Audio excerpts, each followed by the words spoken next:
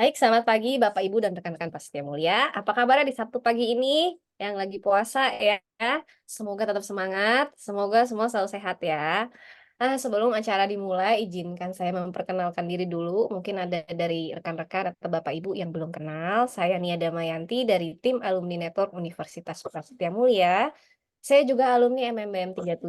Pada pagi hari ini saya akan memandu sebagai MC dan moderator dalam event Entrepreneur Coaching.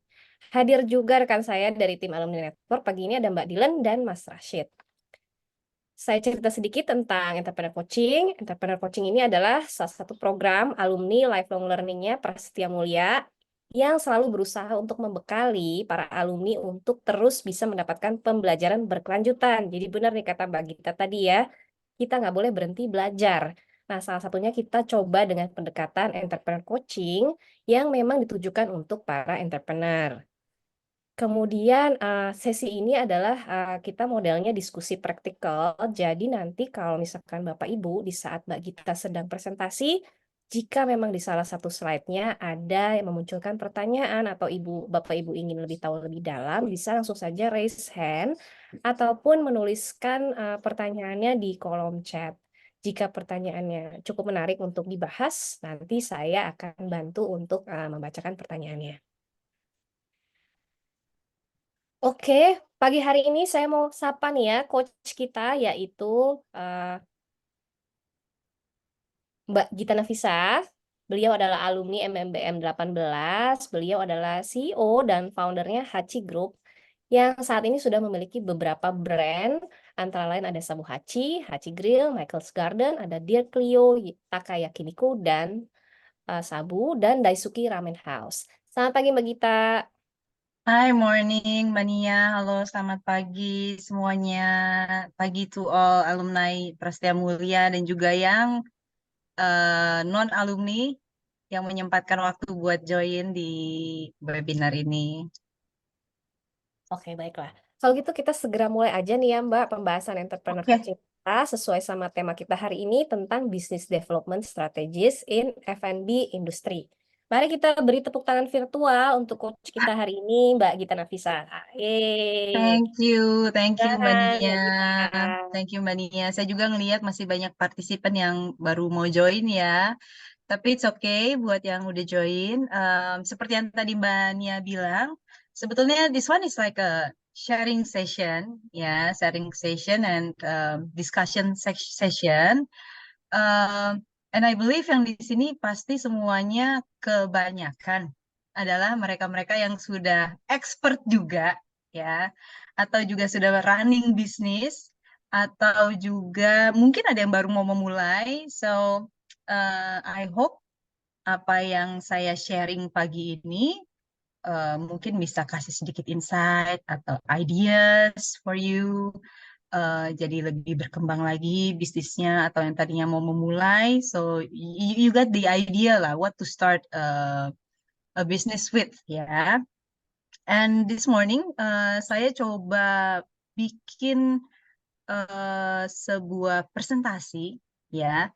Dan seperti yang Mbak Nia bilang tadi, kalau misalkan di presentasi ini on my slide, you wanna ask any question, please just raise your hand and then type down, tulis di kolom chat, and Mbak Nia will bantu untuk nanti sampaikan ke saya kalau ada pertanyaan. Okay, so okay, yeah, this is about F&B business. Topiknya adalah to scale up your business to the next level. Ya, meaning adalah saya beranggapan bahwa yang di sini masing-masing udah punya bisnis seperti yang tadi saya bilang ya, supaya lebih apa namanya percakapan kita lebih enak lagi karena berada di same frekuensi gitu ya. Nah, sebelum memulai, I will share a little bit about Shabu Hachi. Ya, Hachi Group itu dibangun oleh suami saya dan saya. Suami saya namanya Sujarwo, panggilannya Pak Jarwo. Now he's becoming our president director. Dan saya di sini selaku personal asistennya. Jadi apapun yang diinginkan dan diarahkan oleh Presiden Director, saya siap menjalankannya seperti itu ya. Nah, Haji Group sendiri, we have mission and vision seperti layaknya perusahaan yang lain. Our our aiming is quite simple ya. Kita hanya ingin menyediakan makanan yang halal buat Indonesia ya. Kita ingin menyediakan makanan yang sehat, sehat dan delicious tentunya.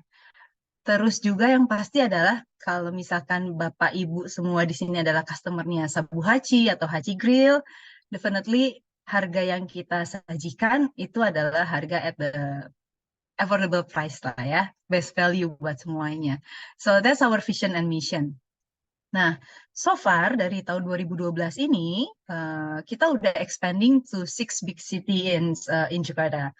Itu adalah di Jabodetabek, Jakarta, Bogor, Depok, Tangerang, Bekasi, dan Bandung, Jabodetabek, ya.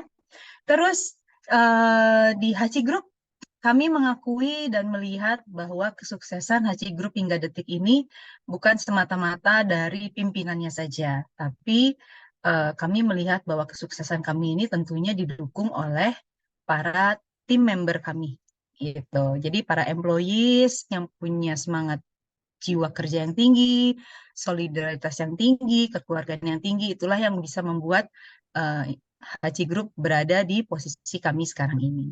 Seperti itu. Oke. Nah, ini adalah uh, our HQ leaders ya, headquarter kita.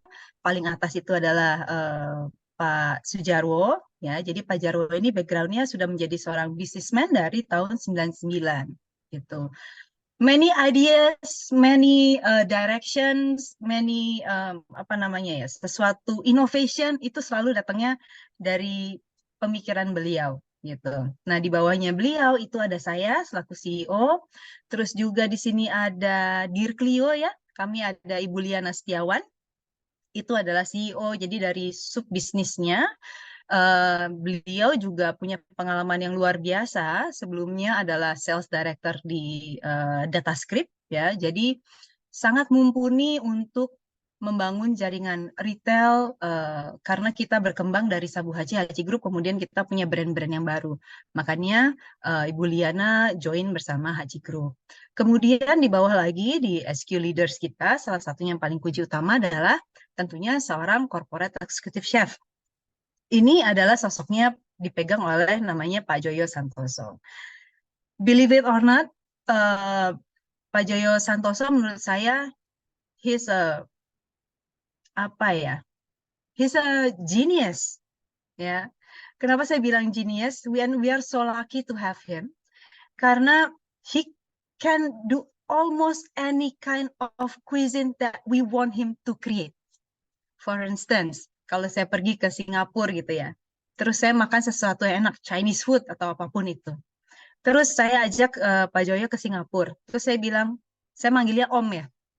Om Joy, tolong dong, bisa nggak kira-kira menebak bagaimana caranya masakan ini dibuat, ingredientsnya seperti apa, teknik masaknya seperti apa. Kemudian balik ke Jakarta, beliau akan mencoba tuh melakukan R&D, gitu ya. Nah, dari sekian banyak makanan, baik itu Chinese food, atau Korean food, atau misalkan Thailand food, Pak Joyo bisa melakukan itu semua. Ya, dengan konsistensi dan persistensi dia untuk terus mencoba.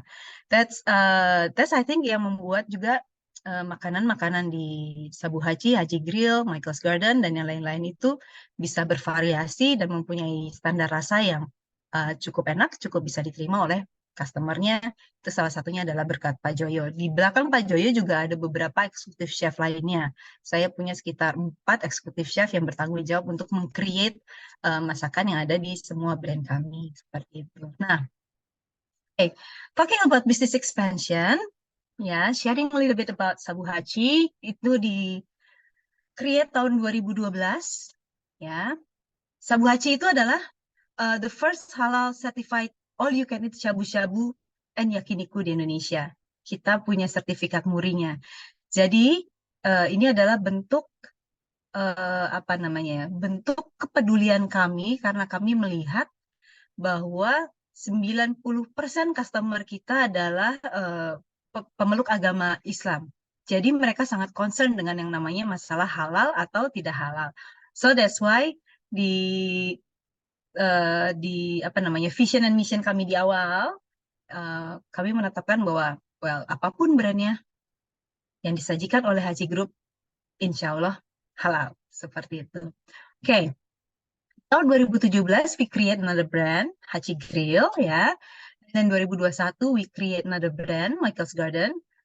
Michael's Garden ini adalah the biggest indoor theme restaurant in Indonesia. Kalau misalkan pernah ke Michael's Garden, you will see it's as big as 2,500 square meter indoor garden.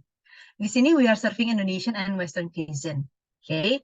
Sekarang kita punya ada satu di Puri. Dulunya kita punya di Alam Sutra, tapi Alam Sutra kita lagi mau moving to a better place, ya.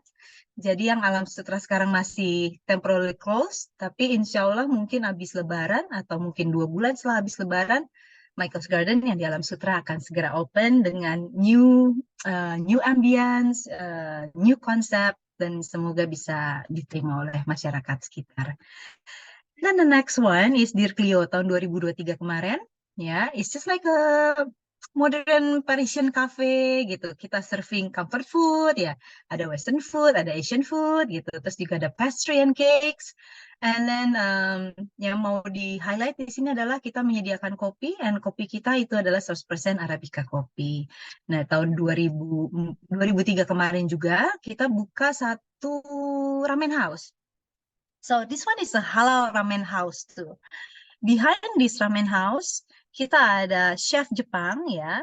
Dia adalah executive chef untuk khusus makanan Jepang, namanya Maya-san. Jadi kreasi yang kita sajikan di ramen house ini adalah ramen yang berbeda rasanya, karena itu berdasarkan memorinya dia pada saat dia masih tinggal di Jepang. And then tahun 2024 ini juga kita akan launching beberapa brand baru lagi, but still is ongoing process. So I cannot tell you with the concept or even the brand. Gitu. Okay, now this is our building. Ya, ini adalah salah satu building yang kita bangun di Puri Indah. Posisinya persis seberangnya Puri Indah Mall di Jakarta Barat. Jadi di dalam satu gedung ini isinya adalah semua restoran yang kami ciptakan untuk masyarakat Jakarta Barat dan Jakarta pada umumnya.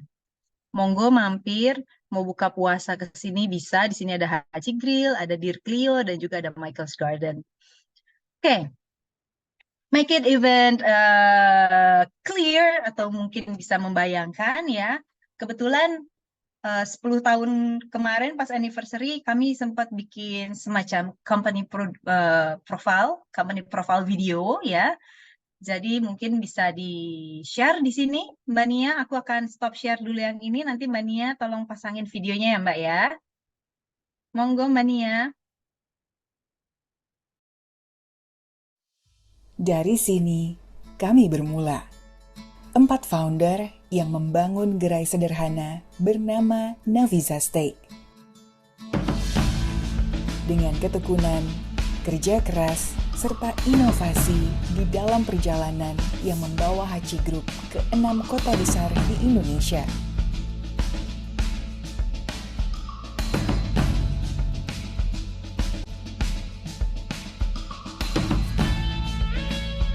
Dan sudah memiliki 5 brand besar, yaitu Shabu Haji, Haji Grill, Michael's Garden, Dear Clio, dan Taka. Juga memiliki keluarga besar Haji Group sejumlah lebih dari 1.700 orang. Menyebarkan kebahagiaan ke puluhan juta pelanggan setia.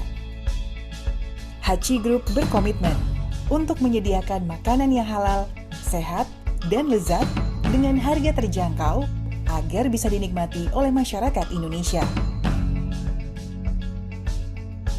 Haji Group juga menjadi bagian dalam momen-momen penting pelanggan yang tak terlupakan. Di balik kesuksesan Haji Group, Kami percaya bahwa Anda semua, keluarga besar Haji Group, adalah kekuatan dan pilar utama kami. Dedikasi, semangat, keahlian, dan ketulusan dalam melayani adalah nafas di mana Haji Group bisa terus berkembang.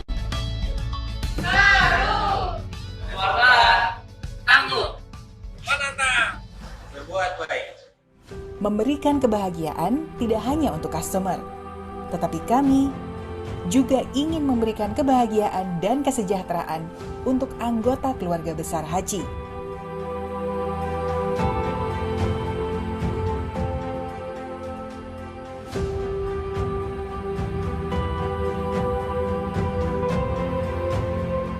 Masa sih kita dapat rumah sebagus itu, kan nggak mungkin banget itu ya.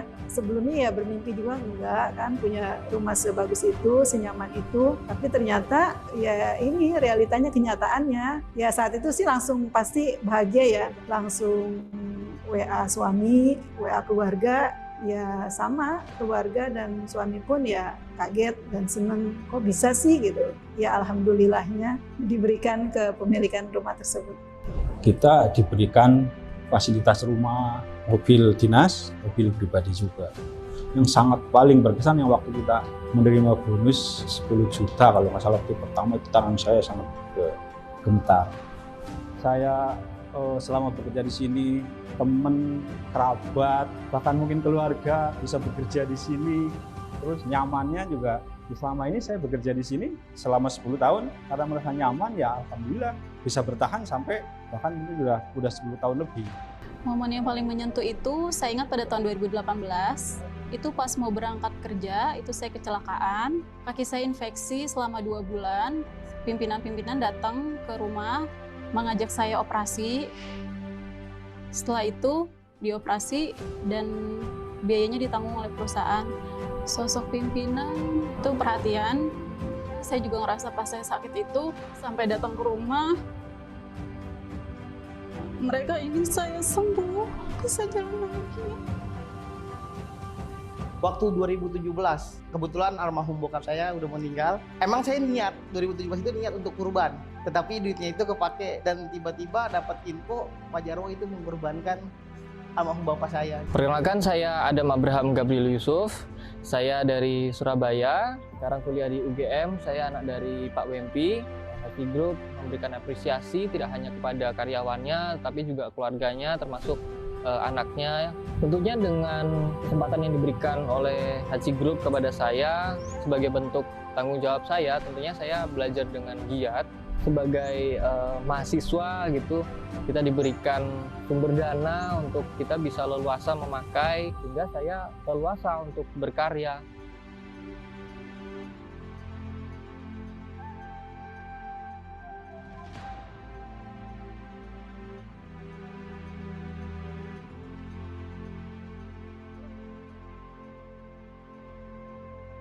Saya sebenarnya menginginkan Haji Group ini tetap eksis dan terus berkembang sampai kapanpun, dan sampai saat generasi-generasi berikutnya mungkin yang akan meneruskan adik-adik kami, anak-anak kami.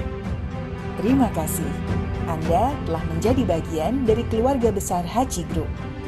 Perjalanan luar biasa 1 dekade ini, kita akan lanjutkan terus dengan semangat membahagiakan jutaan orang di masa mendatang. Haji Group. Eat better, feel better, live better.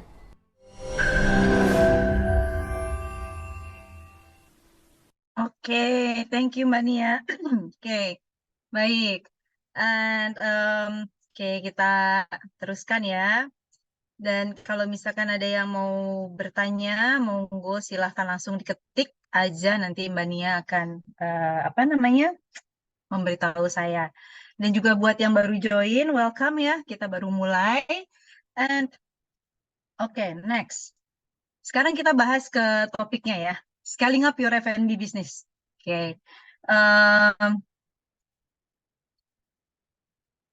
F&B business, dulu waktu saya masih di kelas MBA, waktu saya di Prasetya Mulia, ngambil MM, itu ada almarhum profesor yang memberitahu bahwa salah satu bisnis yang tersusah untuk dijalankan itu adalah bisnis F&B gitu.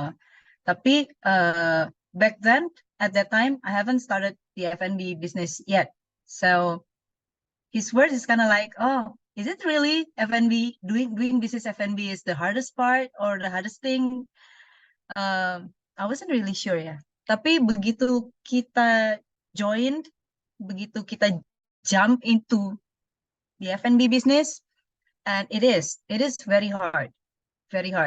Dan seperti yang Anda bisa lihat, as you can see, based on restaurant failure rate statistic 2024, ya. Jadi it's general ya, all over the world ternyata facing the same problems dan facing the same rate of failure. Di sini dibilang hanya 20% success rate, ya.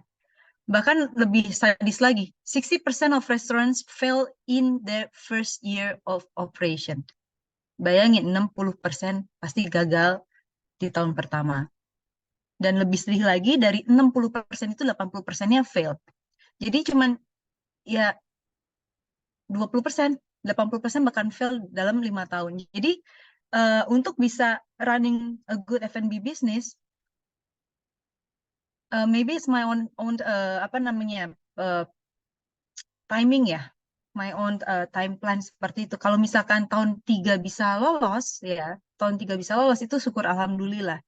Tahun ke-5 bisa lolos itu berarti brand kita, makanan kita itu konsisten diterima oleh masyarakat.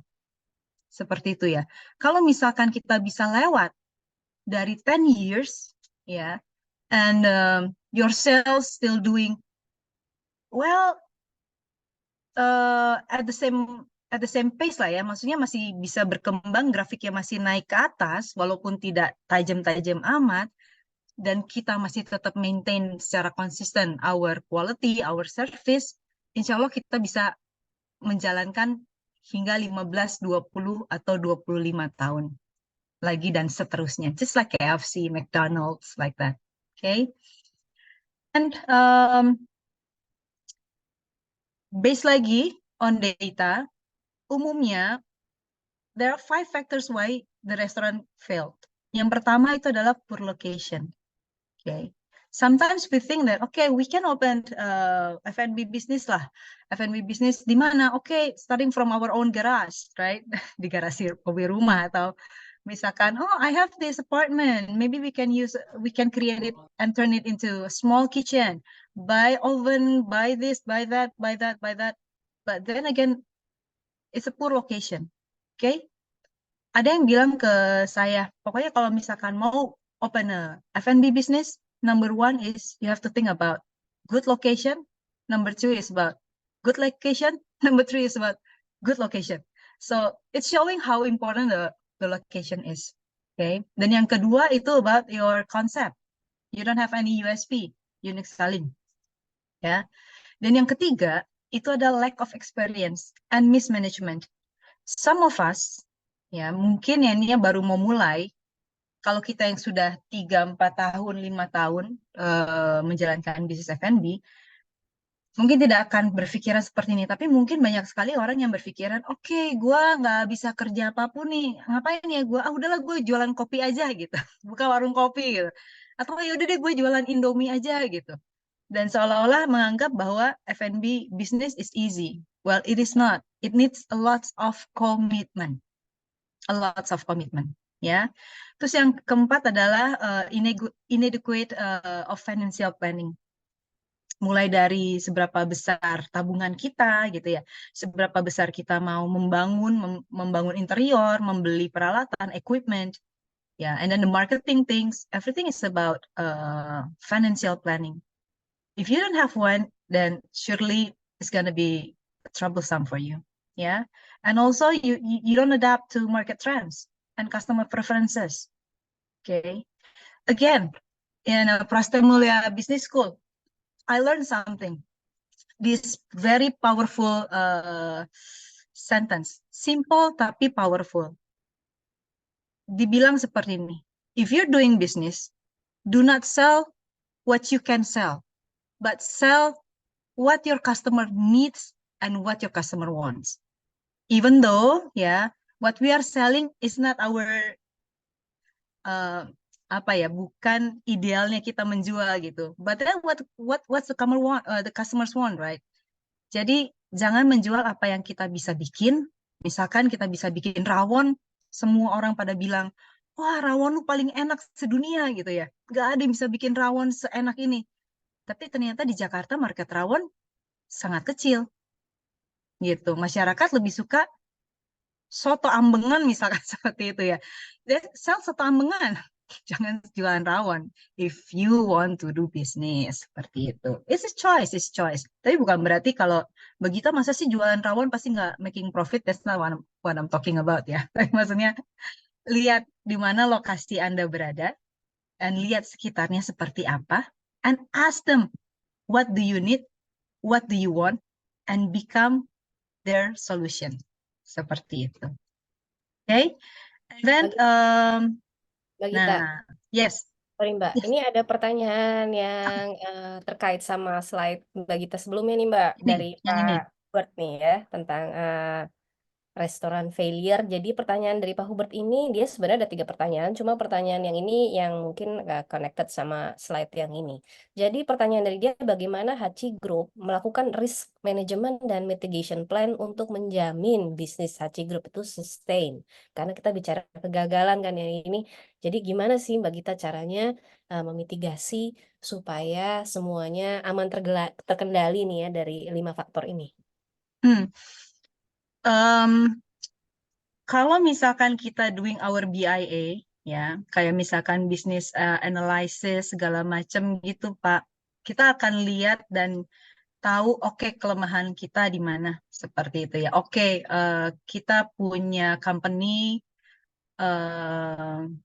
kalau kita biarkan ini akan dragging down our company, seperti itu ya. Nah, kalau misalkan contoh kayak waktu kita di COVID aja ya. COVID itu kan sesuatu hal yang benar-benar menghit kita ya. Nah, di situ kita berpikiran apa yang kita bisa lakukan untuk tetap menyelamatkan perusahaan dalam artian secara finansial. Gitu, Pak. Jadi in any risk itu beda-beda. Tapi kalau misalkan resikonya kita bisa lihat dari jauh, then we will find the solution. Ini juga kayak misalkan Sabu Hachi semakin berkembang segala macam gitu ya. Untuk menanggulangi resiko, karena kita menggunakan satu brand yang sama di semua outlet. Banyak banget brand-brand itu, brand yang sudah multi-chain, itu sangat riskan dengan yang namanya perbuatan salah di satu outlet, itu bisa nyebar ke semua outlet seperti itu. Nah, risk manajemennya banyak banget, Pak. Saya balik lagi ke internal kita. Saya ngelihat kelemahan di internal kita apa. Misalkan dari segi, oke, saya mesti mentraining ulang nih orang-orang saya. Bukan cuma mentraining ulang, tapi saya pengen meningkatkan kualitas dan kapabilitas mereka. So, oke, saya bikin semacam academy. Atau saya bikin semacam e-library. And we force them to study, to enhance their insight, to enhance their knowledge. Gitu. Atau misalkan, bisa juga kita melakukan diversitas brand. Contoh seperti yang kita lakukan sekarang, kita meng-create brand-brand baru seperti Dear Clio, kita create brand-brand baru seperti Daisuki Ramen, supaya kita punya istilahnya kalau misalnya terjadi sesuatu dengan ini, at least ada yang membackup seperti itu. Mungkin itu bisa menjawab ya, Pak Hubert. Gitu, Mania. Ya, terima kasih. Nanti Thank you. lanjutkan dulu, Mbak Gita. Iya. Makasih ya Pak Hubert ya for the question. Oke Mbak Gita, boleh lanjut dengan slide-nya Mbak. Oke. Nah, now ini saya kasih judul For Those Who Can Bloom After the Storms. Jadi yang saya bilang di sini pasti sini banyak banget business owner ya. Dan setelah 3 tahun, entah kenapa ya, setahun itu kita jungkir balik, kepala jadi kaki, kaki jadi kepala. Tahun kedua juga masih begitu. Tahun ketiga kita mulai, oke, now I know how to run the business gitu ya. Nah, setelah melewati thunder and storms itu, kenapa sih ada pertanyaan juga sih? Ini juga mengkritik. Kenapa sih setelah 3 tahun itu emang harus ya? Emang harus ya kita berekspansi? Kalau misalnya dibilang harus nggak harus sih balik lagi ke diri sendiri ya. Cuman sebetulnya ada keuntungan juga.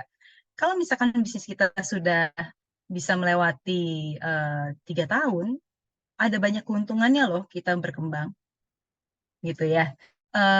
Karena apa? Kita udah punya marketnya, ya kan? Kita udah punya database of our customer seperti apa, dan kita udah punya knowledge yang mumpuni to do it, the know how to, dan kita bisa mereplika seperti itu. Jadi at this point, scaling up menurut saya itu krusial, dan juga selain itu, selain berkembang, kita juga tetap bisa maintain our brand di our brand positioning di kacamata our customer, seperti itu ya.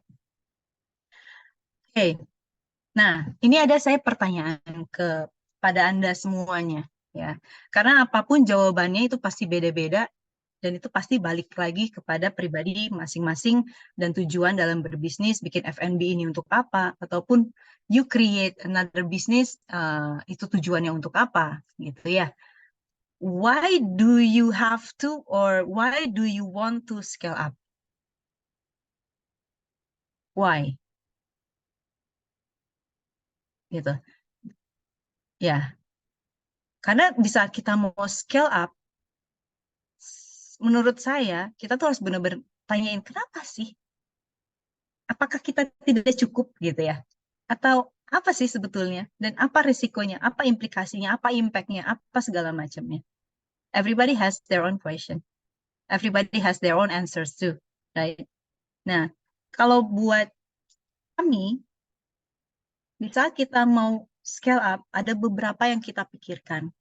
Yang pasti adalah buat Hachi Group, we want to scale up, or we have to scale up, karena kita lihat ada market opportunities-nya. And then Anda juga bisa bertanya kepada diri lagi, ada nggak ya market opportunities-nya buat my concept? Gitu. Atau udah cukup aja dulu di sini. Atau bisa juga market opportunities itu besar banget ya. Not only in Indonesia, you can go global, you can go to Singapore, you can go to China, you can go to Malaysia, whatever. But do you see the market opportunities or not? Gitu ya. Terus juga mungkin alasan kami adalah we're thinking about our market positioning, about our brand value, and also economies of scales. Karena bukan berarti kalau jumlah outlet makin banyak berarti cost-nya makin tinggi secara percentage, tapi justru bisa jadi semakin kita besar, semakin kita malah bisa dapat yang namanya economies of scale, right? And then juga satu sisi mungkin kita bisa attracting investment ya, bisa venture capitals atau loans, right? Bank loans, ya karena sebagai perusahaan yang stabil seperti itu. Atau yang tadi ditanyakan sama Pak Hubert, ini juga bisa menjadi risk management atau diversification. Ya, sama yang pasti adalah kenapa kami memutuskan untuk scale up, and we have to scale up, adalah untuk menjamin sustainability and our longevity. Seperti itu. Mungkin 6 ini menurut pandangan kami. I believe you all have your own why behind your decision, right? Okay. Nah, before we continue, okay, coba kita tarik nafas dulu sebelum kita men-scale up, ya. You have to think and you have to make sure that you and your company itu ready untuk grow exponentially. Not just you. Kadang kan orang gini, aduh gue pengen nih, gue pasti bisa. Tapi kita kan nggak ngelihat ya, tim kita di belakang seperti apa, gitu ya. This is what I'm trying to say, your company. People behind you, people who works for you, people who supports you. Apakah mereka juga ready untuk grow atau enggak? Kalau enggak nanti kita akan, kaki kita tuh kayak ketarik terus ke bawah gitu. Kita nggak bisa mikirin bisnis, tapi kita mikirin, aduh human resource kita nih, human capital kita nih, ngedragging ke bawah melulu, itu bakalan repot banget. Ya. Dan yang pasti kalau talking about you yourself, ada certain character atau traits, certain character traits, and specific mentality are crucial. Kenapa? Karena ngurusin 1 outlet, 2 outlet, sama 3 outlet, it's gonna be a different kind of game when you have 5, 6, 7, 8, 9, 10 outlets. Okay? Nah, menurut saya, please ask yourself, apakah you have visionary leadership atau enggak? Punya clear vision enggak for the company? Ya. Terus, apakah you are trustworthy? Risk taker, of course lah, kita business person ya. We are all risk taker. Do you walk the talk? Do you delivering every promises? Ini juga yang disampaikan sama FM kami di Prastia Mulia. Ingat banget pelajaran kelas-kelas pertama. Kita diingetin, nanti kalian kalau jadi bisnis, ini ya, jangan pernah menyampaikan sesuatu yang tidak bisa kalian deliver. You have to deliver every promises. Seperti itu. Ya. Terus juga, you have to be agile and believe in the power of grit. There's a good book, judulnya Grit. Kalau yang belum pernah baca, please read it. Or you can search it in YouTube about this grit, resilience and perseverance. Ya. And yang pasti, sama yang tadi saya bahas sebelum acara ini adalah, kita harus punya jiwa learner lah. Kita harus tetap jadi pembelajar tapi juga sekaligus sebagai innovator. Gitu. Terus tanyakan juga, apakah kita dikelilingin oleh strong team? Terus tim kita punya culture of trust atau culture of backstabbing? Atau culture of yes ma'am, yes sir. Gimana semuanya baik? Oh, everything's good ma'am. Wah, that's gonna be very dangerous kalau kita mau berkembang ya. Terus yang pasti harus ada empowerment. And you are a customer centric person. Ya, non-profit centric. Maksudnya apa sih Mbak Git kalau non-profit? Jadi gini, ada orang lihat, ya udah deh, gue pengen profit margin gue intinya sekian persen gitu. Yang dilihat itu adalah percentage keuntungannya. Sehingga untuk mencapai percentage keuntungan tersebut, kadang apa yang dilakukan pada umumnya? Ya, bisa mengganti bahan baku ingredients menjadi bahan yang lebih murah, betul? Atau misalkan mengurangin portion, gitu ya. Itu mungkin kalau dilakukan monggo silahkan, tapi kalau menurut saya sih itu risky. Karena apa? Resikonya adalah customer kita itu kan orangnya pinter-pinter ya, lidah mereka top notch banget. They will know kalau kita mengganti ingredients gitu. Kalau kita men-substitute our ingredients to the lower quality, they will know, definitely. And if they're not happy with your food, as simple as that, they won't come again. So, loss-nya ada di kita juga. Okay? Dan yang pasti adalah Anda punya infrastruktur yang sangat kuat. Seperti itu. Nah, mungkin dari sekian banyak poin-poin seperti ini adalah yang harus Anda pikirkan terlebih dahulu saat untuk memutuskan, will I or should I postpone or okay, whatever your decision is, ini mungkin poin-poin yang bisa dijadikan bahan pemikiran terlebih dahulu, renungan lah. Nah, di sini saya akan ceritakan mungkin secara sistematis ya, secara sistematis, insight or general steps. Apa sih yang bisa dilakukan untuk men-scale up F&B business? Okay. Di saat kita punya, bukan di saat kita punya, dulu waktu kita mau bangun F&B ya, atau bisnis apapun itu, the first thing that we do is doing this, right? Thinking about marketing, strategic marketing plan. It's all the same. If you want to scale up, please think about strategic marketing plan yang seperti apa.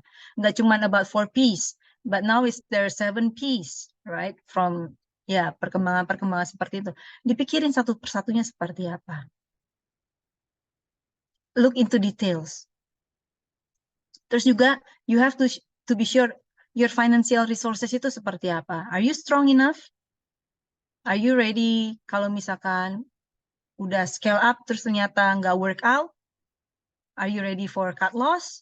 Are you, I don't know, take a look at your financial resources. Jangan sampai you scale up dan nggak work out and then you lost everything, right? Terus juga mengenai human capital development. So, di Hachi Group, kami tidak lagi memakai yang namanya human resource. We use human capital. Jadi, di human capital, kita mengajak, simpelnya adalah yang dulunya nggak bisa, and then we develop them, empowered them untuk menjadi yang bisa. Dulunya dia entry sebagai, like for instance, like entered as a waitress, then I want to see them in the next 2 or 3 years, they're becoming the captain, right? And after captain, for the next 2 years, they're becoming supervisor. Jadi ada naiknya lah. That's what we call here with human capital development. We need to have that. Kenapa? Karena semakin besar perusahaan, kita butuh pemikir-pemikir baru. Kita butuh pemimpin-pemimpin baru. Nah, do you have the infrastructure for that? Kalau misalkan belum, silakan dipikirkan gimana caranya. Begitu kita bangun human capitalnya, kita juga harus memastikan bahwa semua TQM, QA, QC, konsistensi, and so on, itu semuanya udah seperti makanan sehari-hari. Nggak boleh ada yang salah atau berkali-kali error seperti itu. And then, after you think about all those things, all those 4 things, think about technology and equipment. Technology and equipment investment is a good investment. Ya, kita nggak akan bisa menjadi perusahaan besar tanpa mengimplementasikan teknologi ataupun equipment yang mumpuni. Okay. Yesterday, my class was about equipment. Okay, right? Equipment. And I asked this triggering question because the lecturer, actually, he's a consultant, right? I asked him, talking about equipment, because in my point of view, the equipment is one of the most important things. Yeah. If you choose the wrong equipment, if you choose the wrong quality, it will affect you in the long run. So I asked him, like, okay, in FNB, we have lots of choices, right? Oh yeah, by the way, di Singapore next month, tanggal 24 April ya, there's gonna be an FHA. It's a huge exhibition for FNB and hotel. If you have the chance to go to Singapore, just visit, and then you're gonna see the equipment that I'm talking about here. Okay. So I asked him this question. Okay, in your opinion, which one is the good or the wiser decision lah? Should I choose for equipment made in German or made in French, Italy? You know, the expensive one, right? Or should I choose the affordable one? I'm not saying it's cheap, yeah. I'm not saying it's cheap, but the affordable one. For instance, like made in China or made in Korea.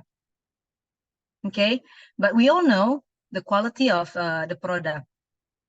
Okay, and then he said like he'll go for the affordable one. Okay, there's nothing wrong, there's nothing right, it's your decision. There's nothing wrong about his answer, and there's nothing wrong about your own judgment. It's your own decision. But if I may suggest, if I may give some input, if you choose the bad quality, I'm not saying that made in China is bad, yeah. But if you tend to like, oh, okay, this one is expensive, I don't want to buy that. Oh, let's find the cheap one. This one, the cheap one, yeah. It's okay, it's okay. It can do. Can you imagine if your restaurant is in a busy hour, and then it breaks down? The cost opportunity is more than the price of the equipment, right? So you have to be wise. Okay, maybe you can mix between like the most important one, like for instance, like gas stove ya atau kompor gitu ya, well you buy the expensive one lah. Atau kalau misalkan ada yang biasa-biasa aja, nggak terlalu important, then you can buy yang rusak pun nggak apa-apa. Yang pasti adalah intinya dalam memilih teknologi and equipment, please give an extra analysis. Think about it. Jangan sampai kita nggak bisa jualan and there's no sales for your outlet. It's not talking about hours, right? You're gonna lose your sales maybe for 1 or 2 days. See? Ya. And then efisiensi. Kalau kita milih teknologi and equipment yang the right, yang tepat, itu pasti akan membawa yang namanya efisiensi. Ya. Terus juga dari efisiensi dan yang lain-lain, tentunya kita sebagai perusahaan, kita harus tetap melakukan yang namanya innovation and improvement. Nah, dari innovation and improvement itu nantinya akan kita review, ya, sehingga dari review itu kita bisa tahu sustainability kita di mana, dan hopefully bisnis kita akan mempunyai jangka waktu hidup yang lebih panjang. And after this bukannya berhenti, tapi kemudian kita harus kembali lagi ke strategic marketing plan. So actually this circle, kalau misalkan benar-benar dipikirin, benar-benar dilakuin, it can scale up your F&B business, hopefully. Ya, into detailnya saya nggak bisa ceritain karena nanti jadi kuliah mata kelas 3 SKS gitu. Better nanti habis ini kita open up discussion, you can ask dan hopefully saya bisa jawab. Tapi kalau saya nggak bisa jawab ya mohon maaf ya. Nah, ini juga ada tip dari saya ya, the pitfall that you must avoid. Okay? Yaitu neglecting market research. Overextending financial resources. Maksudnya apa? Over pede gitu loh. Duit gue banyak nih. Dari yang perusahaan ini banyak nih, udahlah ayo kita berani. Okay, please be wise. Hold your horse. Ya, hati-hati, lihat dulu setelah kita scale up, making profit nggak nih yang kita scale up. Gitu ya. Terus ignoring employee development, okay? Sama ignoring customer feedback. Oke, karena saya sama suami saya ya, itu kalau ada customer komplain dikit aja, wah kita pasti dengerin banget. Oke, sama ignoring operational efficiency. Kita bisa profit dari mana? Kita bisa profit dari efisiensi. Kemarin juga ditulis di Singapore ya, if we open a restaurant in Singapore, it's gonna be 10 times tougher than Jakarta. Kenapa? Karena di sana 30% aja udah buat rent katanya. Oke, terus another 30% buat cost.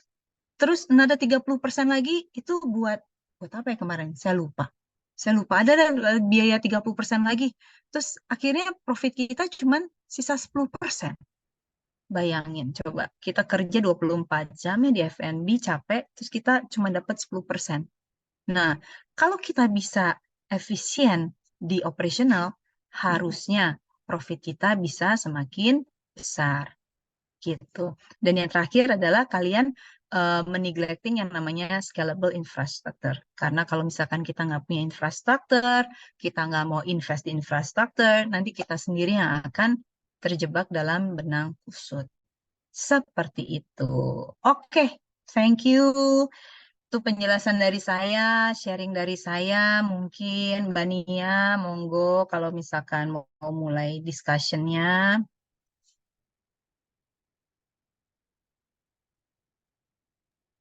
Oke, Mbak Gita, insightful banget nih ya. Banyak banget nih. Sekarang pertanyaan-pertanyaan tadi mungkin terkait sama slide sebelumnya Mbak Gita nih. Ada banyak pertanyaan seputar human resource nih Mbak Gita.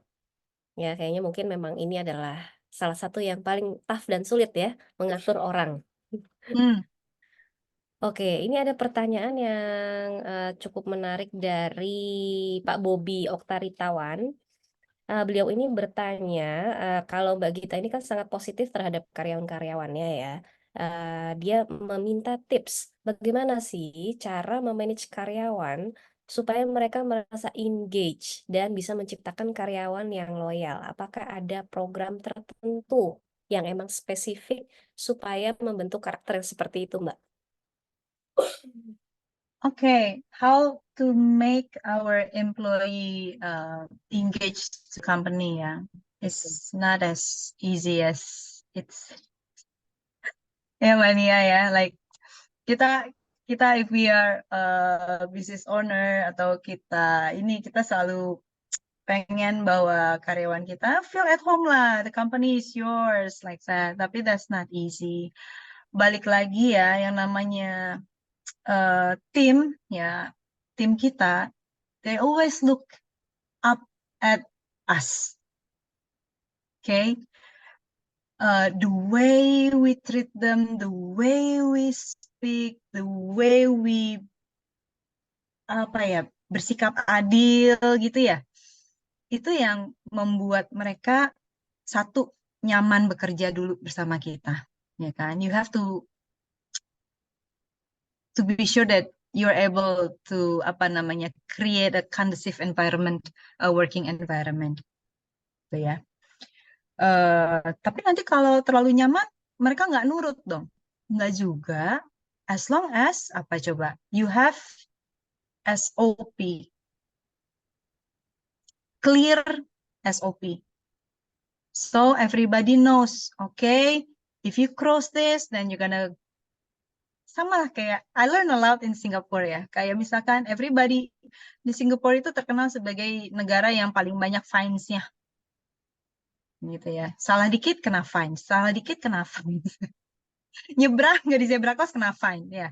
Tapi everybody knows bahwa okay, that's the rule of the game. Gitu. Cuman mungkin cara penyampaiannya seperti apa gitu ya.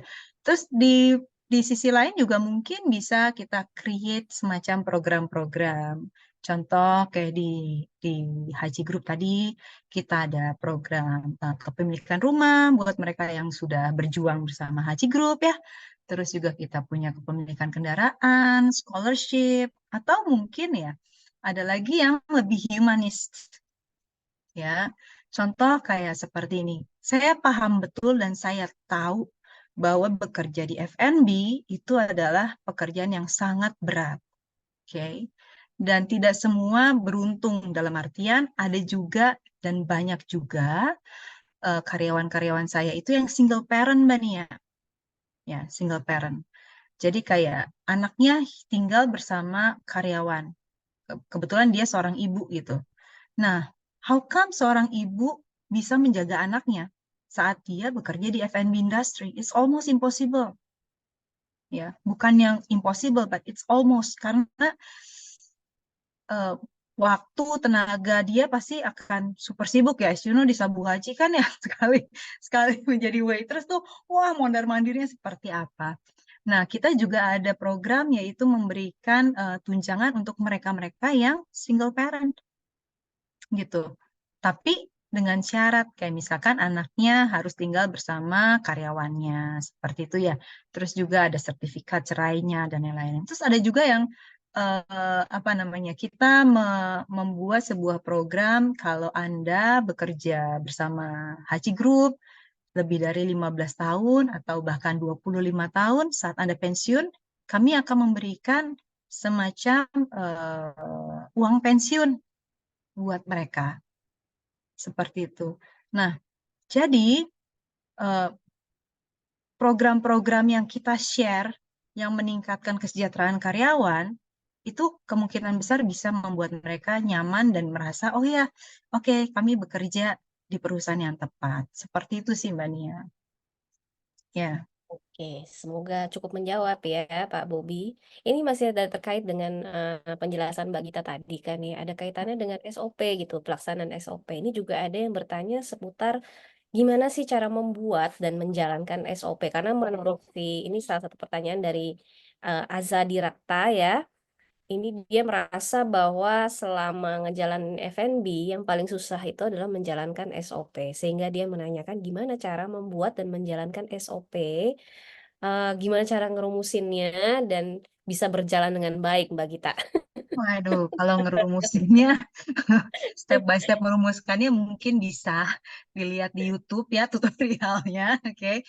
Tapi kalau berdasarkan pengalaman saya, semacam apa sih SOP yang bisa benar-benar dijalankan? Saya juga ini dapat sentilan gitu loh dari tim saya. Eh, Dulu tuh saya kalau bikin SOP itu ya, waduh, textbook banget deh. Pokoknya semuanya tuh harus ada, harus disiplin gitu. Kesannya tuh kita bikin SOP buat AI gitu ya, yang pasti akan menjalankan apapun yang kita perintahkan.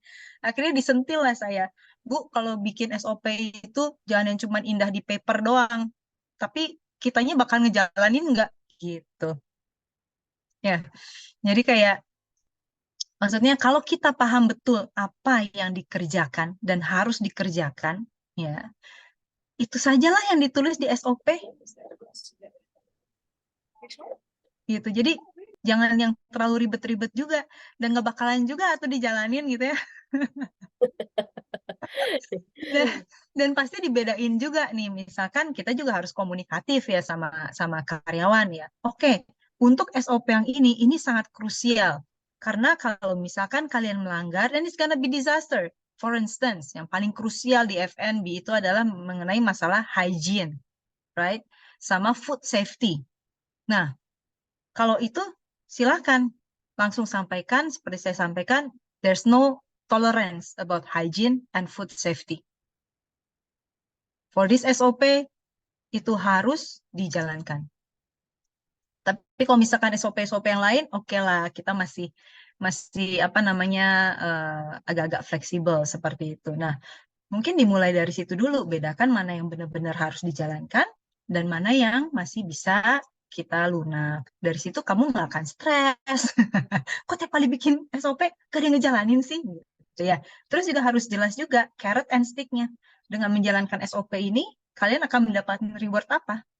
Dengan melanggar ini, kalian akan mendapatkan sanction apa? Dan yang pasti, employee kita itu melihat ke atasan.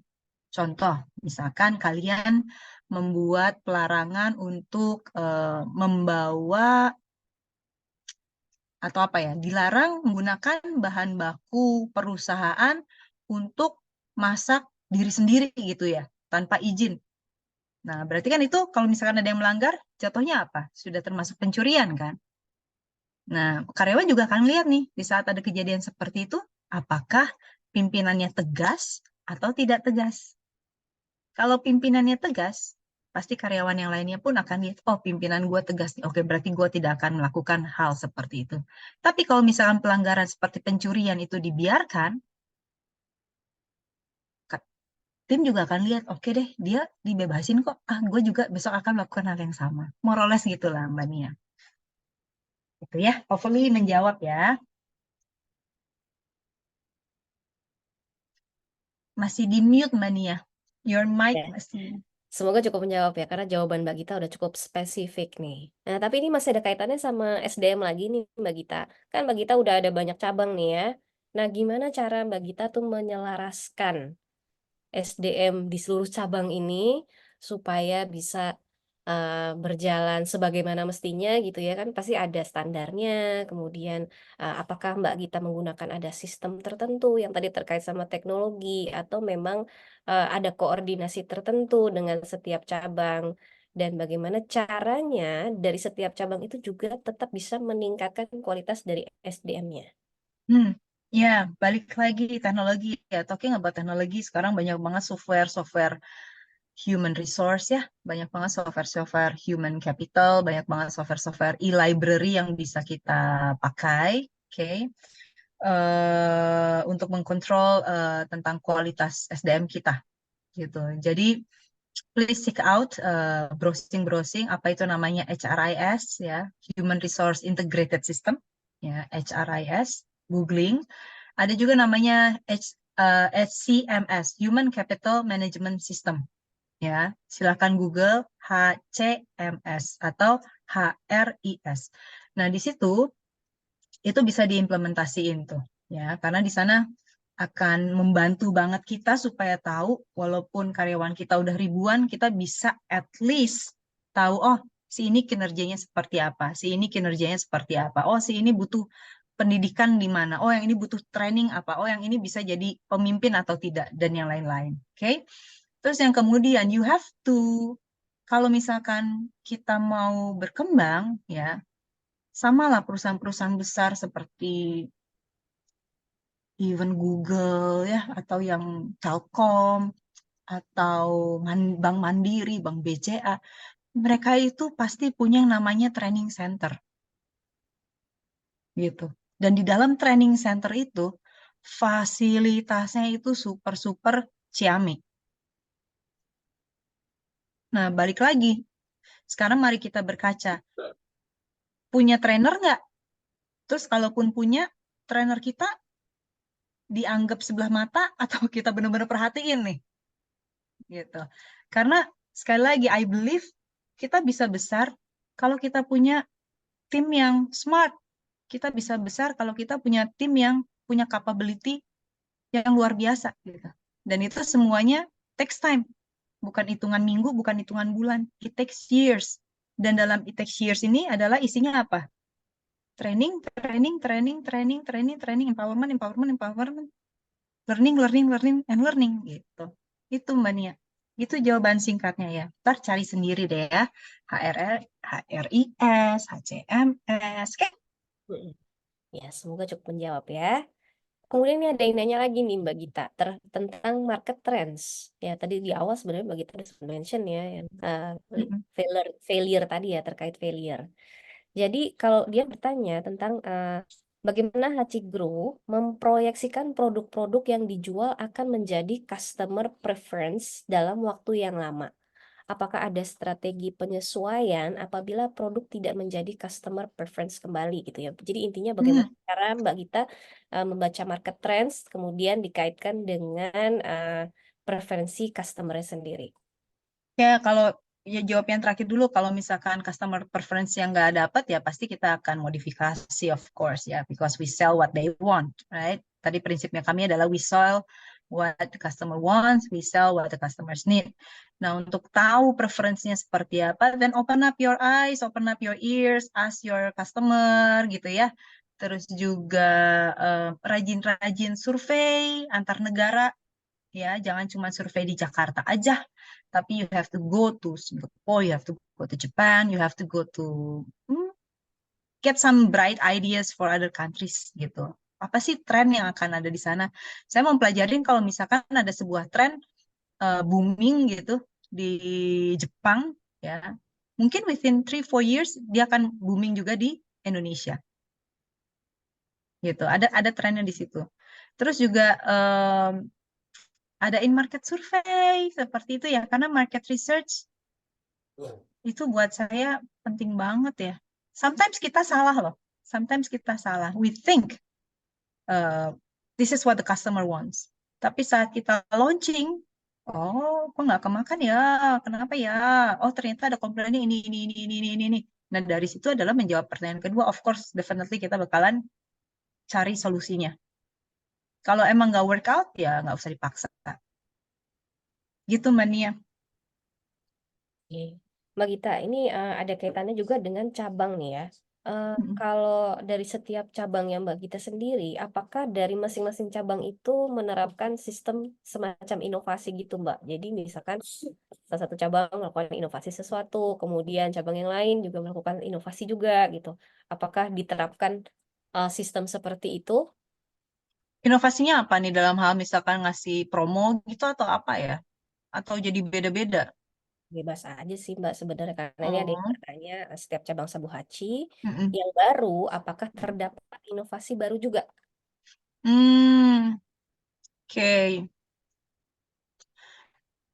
Kalau di kita inovasi datangnya manapun ya, input maksudnya. Kayak misalkan, Bu ada ini dong, Bu ada ini, kita jualan ini apa segala macam itu bisa datang dari manapun. Tapi yang untuk making decision-nya apakah itu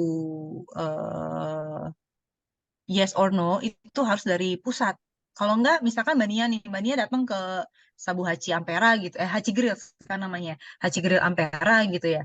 Terus di Hachi Grill Ampera kita jualan daging Kobe gitu lah ya, inisiatif dari si outletnya sendiri daging Kobe. And then you like it. Terus kemudian Mbak Nia pergi ke Hachi Grill Puri gitu. Dan ternyata gara-gara brandnya sama Hachi Grill, pasti dong ekspektasinya di Haji Gilipuri ada juga dong Kobe-nya. Ternyata Kobe-nya nggak ada. You've travel so far away, misalnya dari Jakarta Pusat menuju Jakarta Barat, you will get disappointed. Jadi kalau misalkan kita udah mainannya banyak cabang, ya mungkin diusahakan our main course lah. Our main course itu sama gitu. Tapi kalau misalkan bukan main course, contoh kayak apa ya? Kalau di kita tuh kayak side disease-nya ya, side disease-nya gitu ya. Kita ngelihat nih marketnya Alam Sutra, trennya lebih banyak anak muda. Oke lah kita pasang yang disukai sama anak muda. Tapi kayak di Ampera, marketnya itu kan lebih mature ya. Nggak mungkin kita pasang yang sesuatu makanan yang orang bingung gitu. Ini apaan sih? Nggak pernah coba gitu. Pasti kita akan menyesuaikan seperti itu. So, menurut saya sih be fleksibel aja. Cuman masih tentukan mana yang jadi makanan utama dan mana yang jadi makanan pendamping yang bisa mungkin dijadikan varian. Ini juga saya lihat dari salah satu brand seperti contoh ya, Union ya. Union pun melakukan seperti itu. Main course-nya dia beda-beda antar cabang. Tapi we know yang di serving sama Union adalah vibes-nya ya ini gitu ya kan? Seperti itu. Harus hati-hati juga sih. Oke, baiklah. Semoga cukup menjawab ya. Ini juga banyak nih Mbak yang bertanya tentang titik balik dari dulu kan Mbak Gita punya stick Navisa nih ya di Ampera. Nah itu kan sebenarnya sticknya sudah cukup ramai, kemudian sudah cukup dikenal, udah lumayan banyak penggemarnya mungkin ya. Kemudian apa yang menjadi titik balik dari Mbak Gita eh, mengubah itu menjadi Hachi? Oh, titik baliknya tentunya ini keputusan bersama ya saya sama suami saya ya. Suami saya tuh very good business person lah dan nggak punya apa namanya ya sentimen tertentu nih gini. Kan ada ya orang ya kalau misalkan oh aku udah bikin brand ini nih udah susah nih gitu ya atau tapi nggak creating lots of money gitu atau mungkin bahkan bleeding gitu ya. Tapi kan sayang ya, ini kan kita bangun bla bla bla bla bla bla bla bla bla gitu. Jadi kayak sentimen gitu. Untungnya my husband nggak seperti itu. He's very straightforward thinker and a risk taker too. Very well planned risk taker. Jadi titik baliknya adalah di saat kita melihat for long run itu nggak bagus buat apa namanya financial statement kita lah. Ya udah akhirnya kita melakukan satu hal yang paling dibenci sama semua bisnis person, yaitu adalah cut loss. Wah, itu pedih banget sih. Itu pedih banget melakukan cut loss itu pedih banget. Tapi ya udah, karena kita berani cut loss, karena kita sudah tahu bahwa kita akan mencoba sebuah konsep baru, yaitu si Hachi ini. Gitu. Jadi F&B itu menarik ya.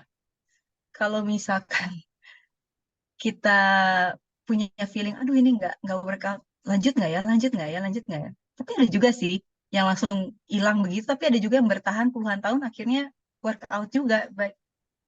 Seperti itu, but for my position seperti itu sih. We did our cut loss. Oke, jadi itu titik baliknya ya, Bapak Ibu ternyata seperti itu ya. Jadi ada sakit hatinya juga nih di balik Oh, cerita pedih titik banget balik itu. ini ya. Pedihan, kehilangan sticknya nih.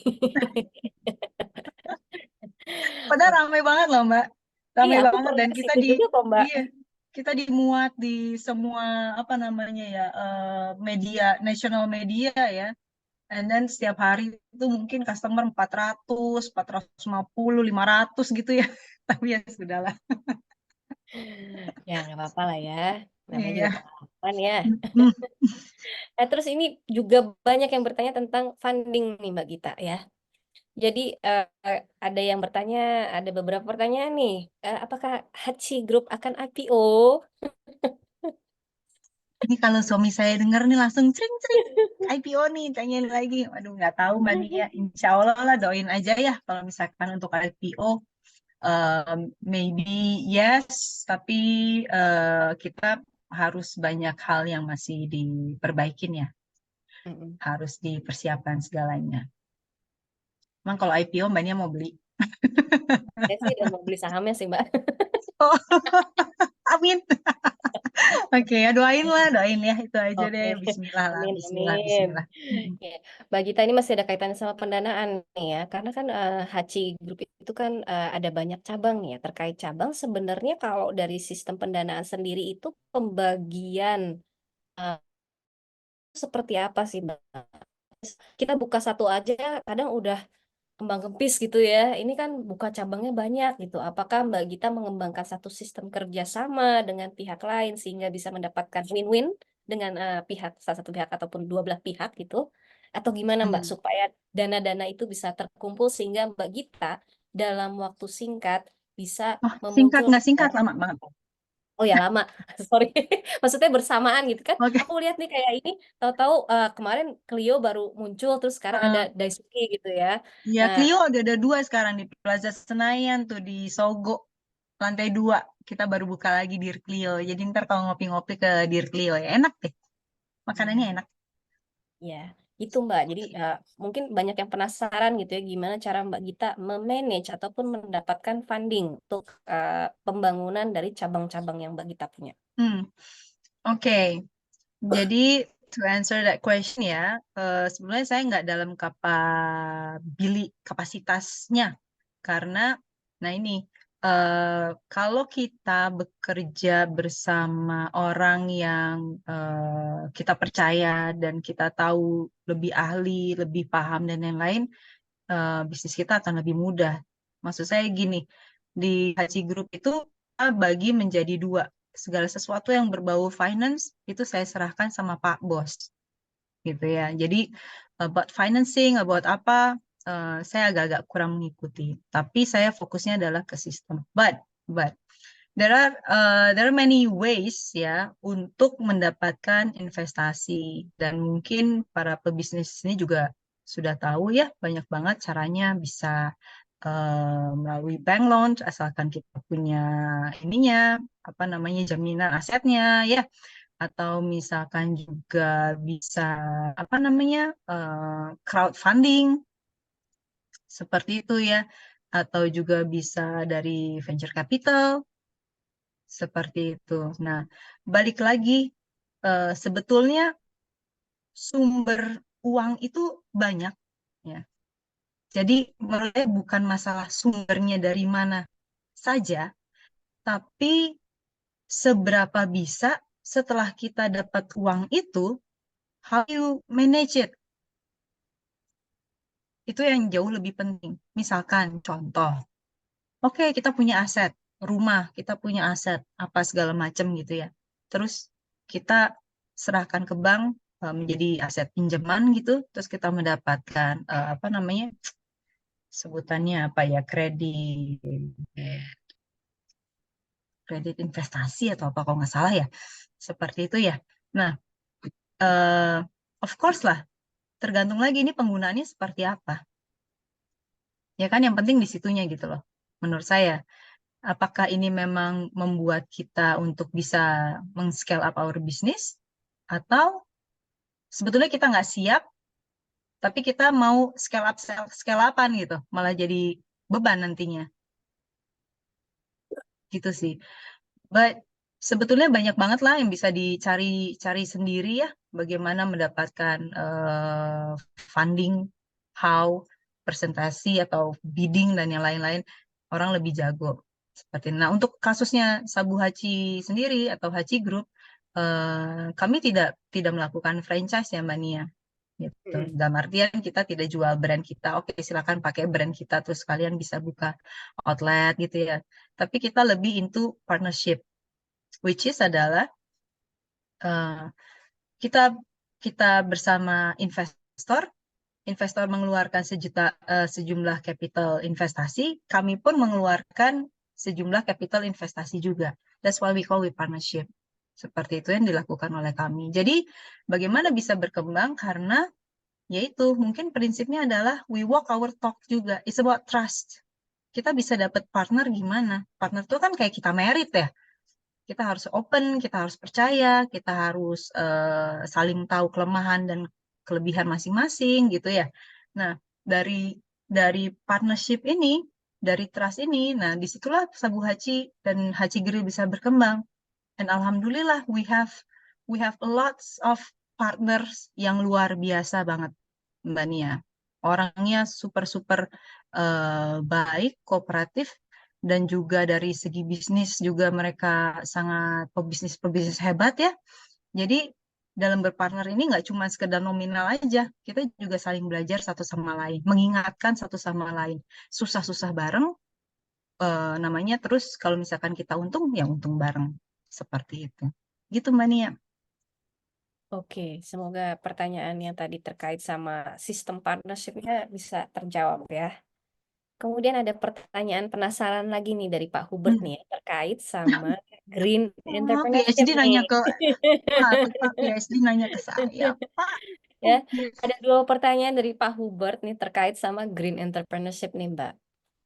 Sebentar aku bacain dulu nih. Yang pertama Mbak Nia itu milih pertanyaannya jangan yang susah-susah gitu ah.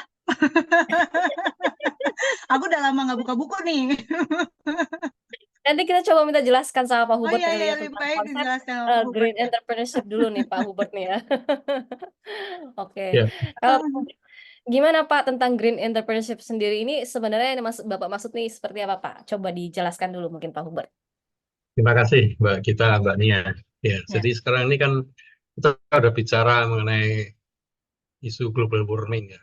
Orang udah semakin sangat aware mengenai isu lingkungan ini.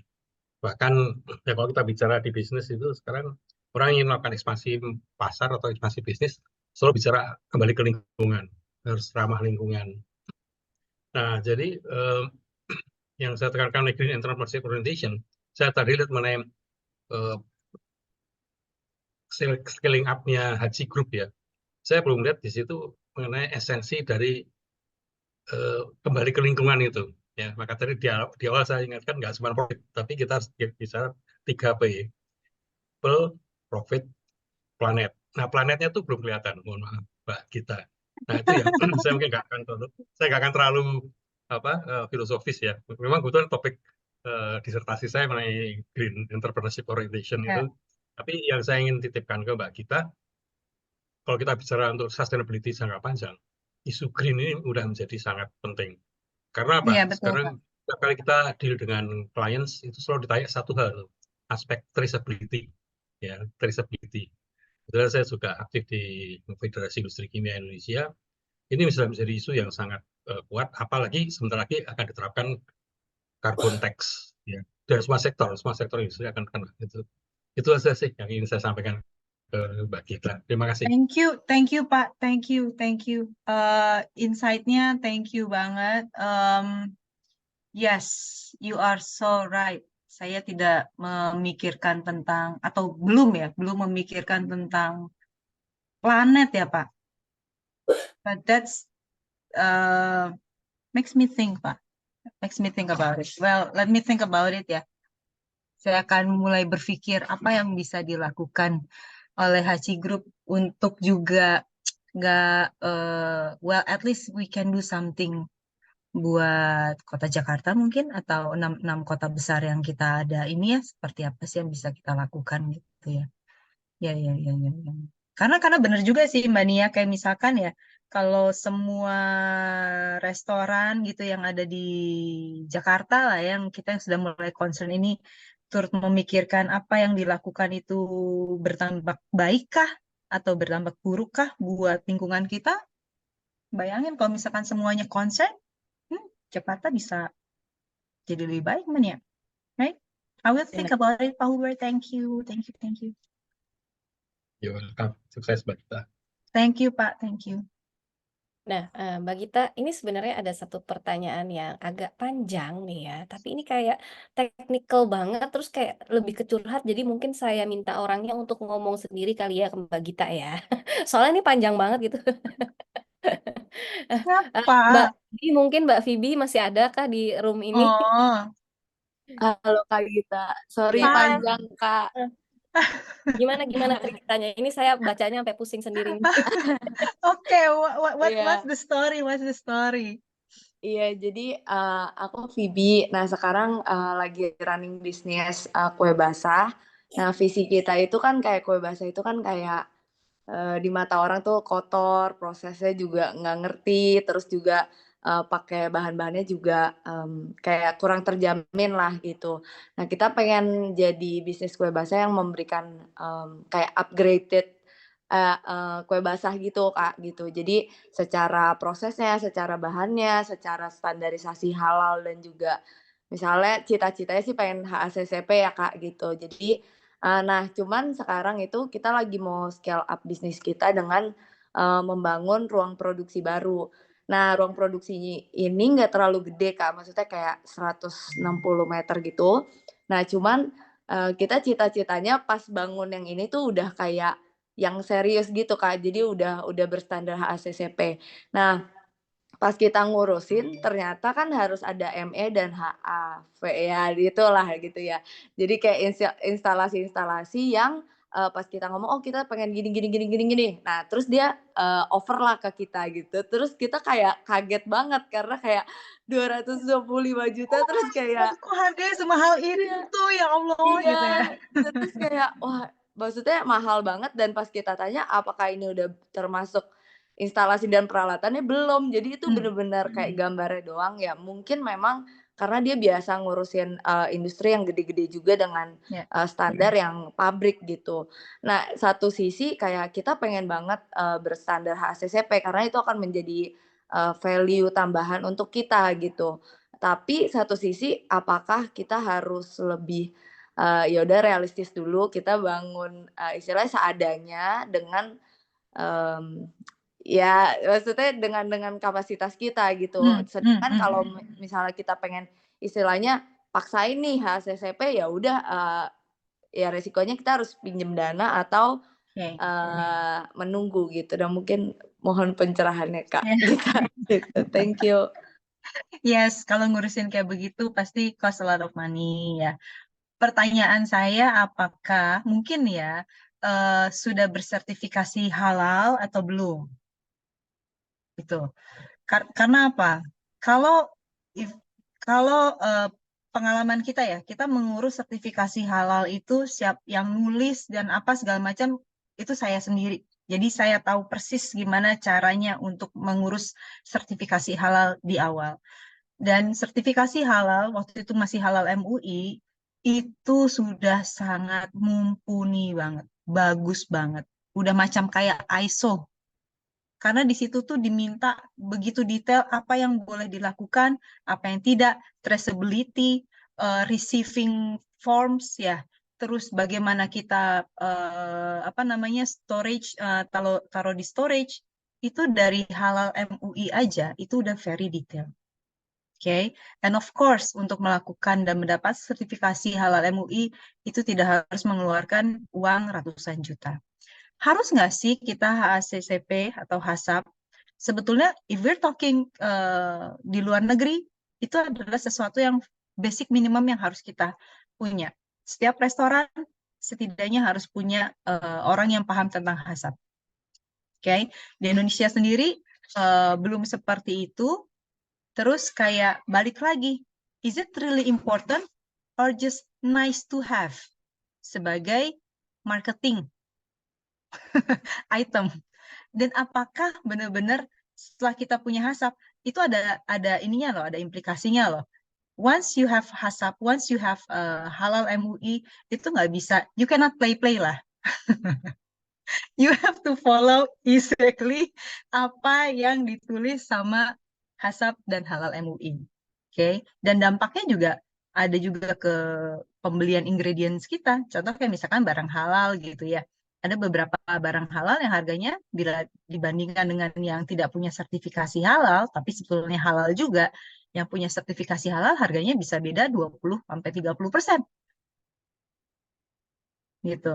Jadi, think about it, dari 160 square meter yang sekarang, let's say, oke, HACCP-nya tunggu dulu deh, nanti dulu deh, karena biayanya 225 juta untuk 160, di luar lagi beli equipment, di luar lagi beli apa segala macam gitu ya. kita making a great sales dulu, gitu ya. Oke, bikin sales kita bagus dulu, profit kita ada dulu, tapi maksudnya layout kitchennya udah harus, kalaupun nanti saya mau apply HACCP, layout kitchen kita udah sesuai dengan apa yang diminta sama HACCP. Jadi maksudnya tunggu dulu lah, tapi sambil kita nyiapin. Gitu sih menurut saya. Gitu Mbak Phoebe. Oke, siap, Sayang, Kak Gita. Terima kasih. ini Semoga dulu bisa aja, membantu cari ya uang Mbak dulu. Vivi ya. Iya. Ya, cari Lancar uang banget tadi dulu curhatnya. sambil kita siapin layoutnya sesuai dengan HACCP. Begitu kita udah punya duitnya, udah punya 225-nya itu, ya udah, oke, go. Karena kita juga berarti udah yakin dong, oh market kita makan nih jualan kita. Ya, Oke, siap. Thank you ya, Kak. yuk, Sebelum ke pertanyaan sama-sama. berikutnya, saya izin mau foto bersama dulu ya, Bapak Ibu ya. Boleh minta menyalakan kamera? Saya mau foto nih, rame nih soalnya hari ini.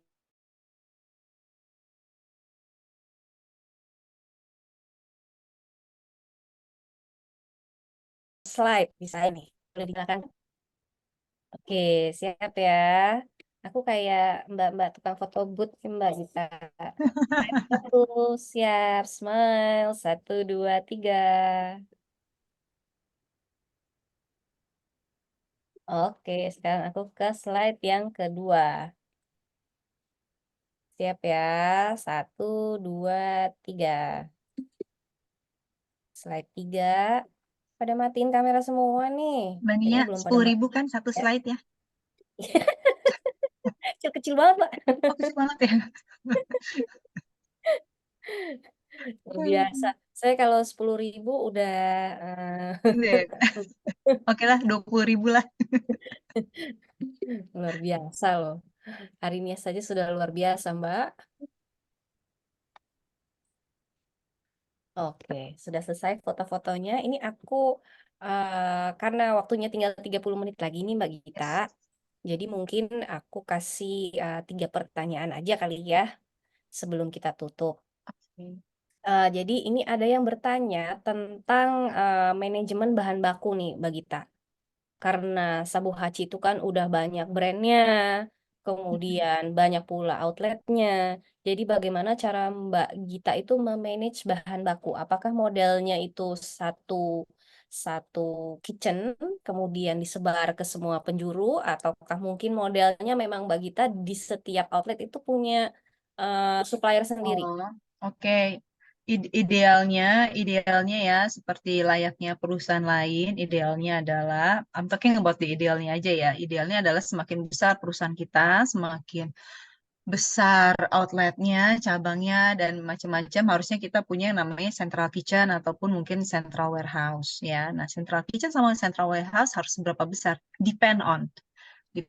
Bisa juga dibagi per regional gitu ya. Karena once we have central kitchen, we have central warehouse, we're not talking about just keeping the goods there, but we also talking about the logistic, right?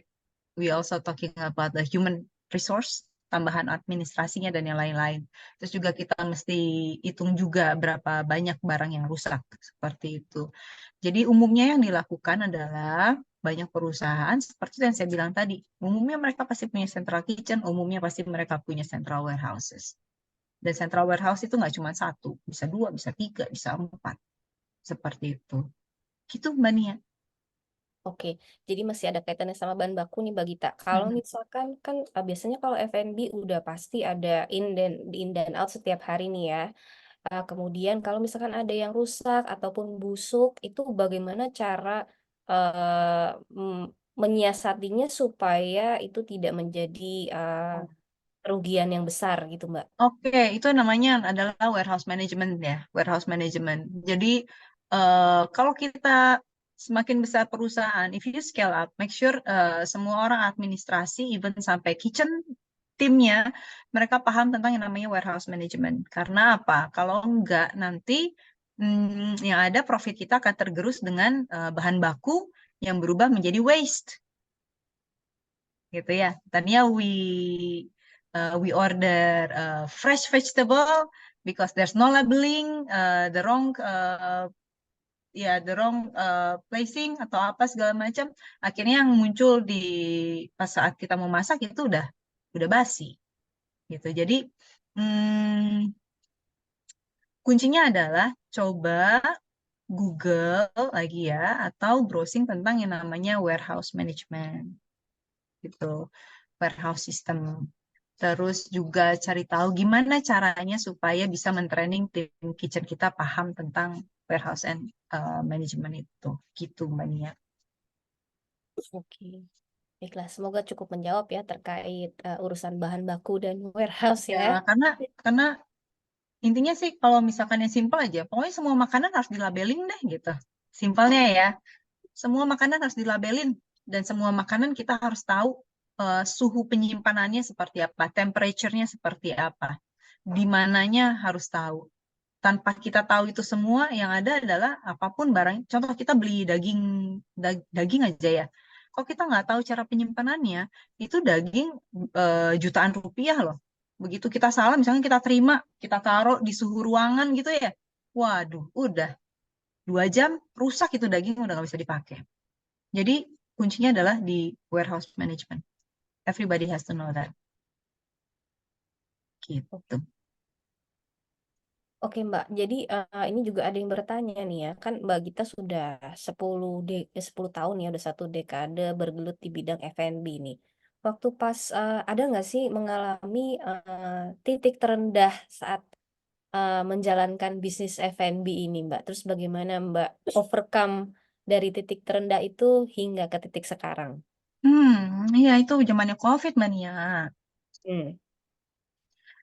Balik lagi zamannya COVID ya nggak ada tuh di buku, harusnya di buku ada tuh pas lagi belajar di Prasmo tuh cara menangani bisnis saat pandemi gitu ya, nggak ada nggak ada, kita nggak pernah diajarin gimana mencari profit di saat pandemi, nggak ada tuh ya. Jadi titik terendahnya adalah to be honest pada saat COVID seperti itu, bukan karena apa namanya, bukan cuman eh, karena kita tidak bisa melakukan operasional kita ya, tidak bisa beraktivitas ya.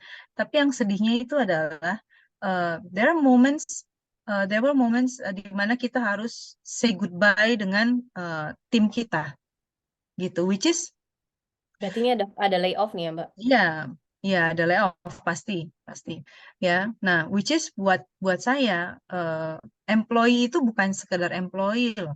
Maksudku, aku tuh bisa tahu misalkan ada yang jadi OB gitu ya. Ini OB misalkan bapaknya sakit gitu ya. Atau misalkan ini ada security anaknya lagi apa gitu. Maksudku tuh aku mentreat employee itu nggak seperti employee, mentreat mereka tuh seperti apa ya, karena gue udah tua jadi menteri mereka seperti anak sendiri gitu ya. Seneng kalau misalkan melihat mereka yang tadinya nggak bisa jadi bisa, yang tadinya bandel gitu ya, terus bandelnya agak berkurang, bisa jadi lebih disiplin yang gitu-gitu. Makanya pas lagi COVID, aduh, I have to say goodbye with them, itu kayaknya udah titik terendah tuh. Itu tiap pagi tuh kalau lagi lari pagi mania, yang ada Cirambai atau Cirambai nggak loh? Sambil lari gitu terus tiba-tiba Nangis. Cirambai gitu, mikirin ya ampun sih ini gimana ya gitu. Nah terus yang bikin bangkit lagi adalah banyak DM yang masuk ke saya dari mereka Mbak Nia. Gitu. Yes. And kayak apa ya, Ibu semangat ya, nanti kita ketemu lagi gitu kalimatnya. Seriusan. Aduh, apa sih namanya, Ibu didoain ya, kita di sini nanti mau ada pengajian yang gitu-gitu mania. It's like something like, oh my God. Itu kayak kena banget gitu. Oke. I won't give up. Never. Makanya kalau misalkan lagi lari nih, gue suka pakai t-shirt kan Mbak Nia. Tulisannya kan never give up. Yap. Never give up. Relate with you. Iya. Never give up. Itu tuh ya karena terus terang bisa bangkit mentally itu dari DM mereka juga, giving support, and that means a lot gitu. Itu sih COVID. And to be honest, Saya bingung kalau misalkan ada orang yang tidak bisa berubah setelah kejadian COVID. Maksudnya tidak bisa berubah menjadi orang yang lebih baik ya. Setelah kejadian COVID itu, to be honest, itu buat saya bingung aja. Karena itu udah teguran paling paling dahsyat lah dalam generasinya kita ya. Gitu Mbak Nia. Ya, ya. Saya juga kena imbasnya. Iya. Angkatan.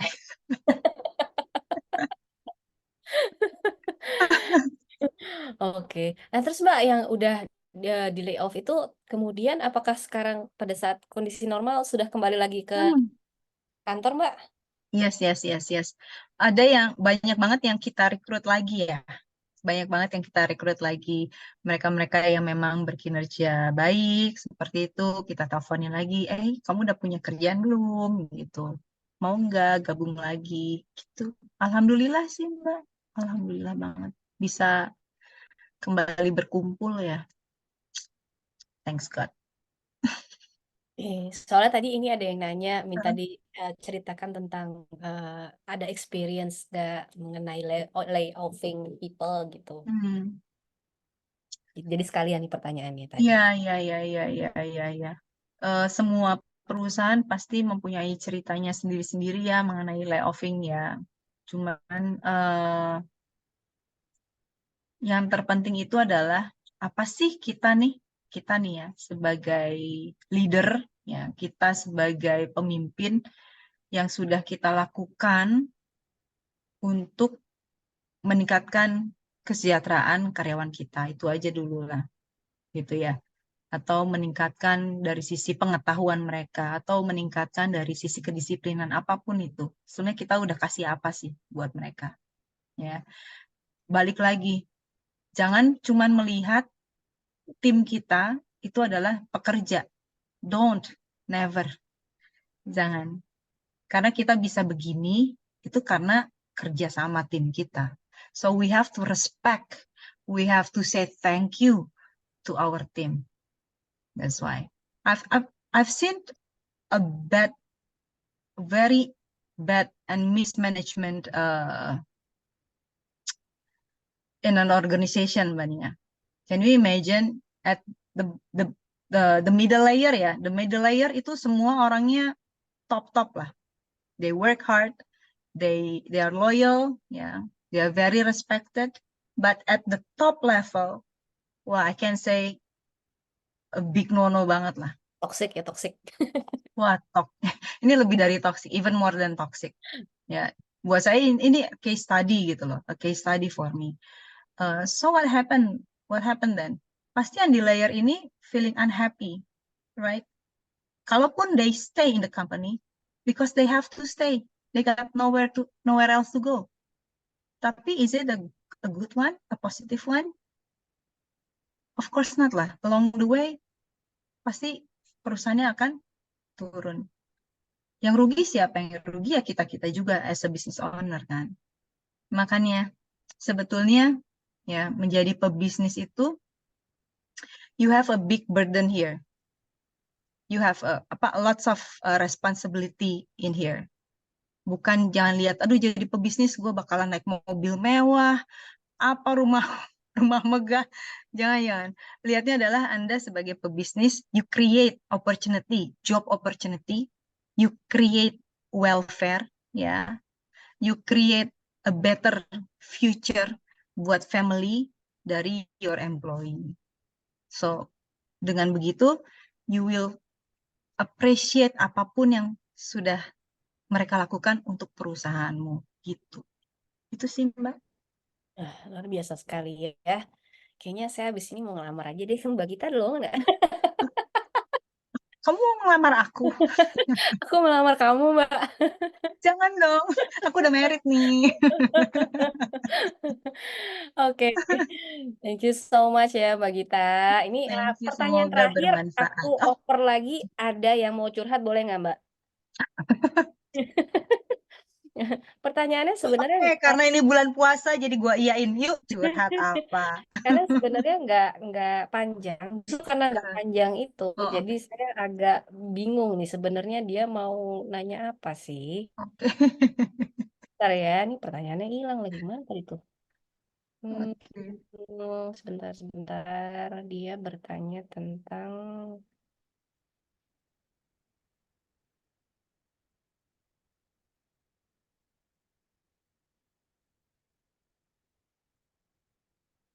sorry ya, lama.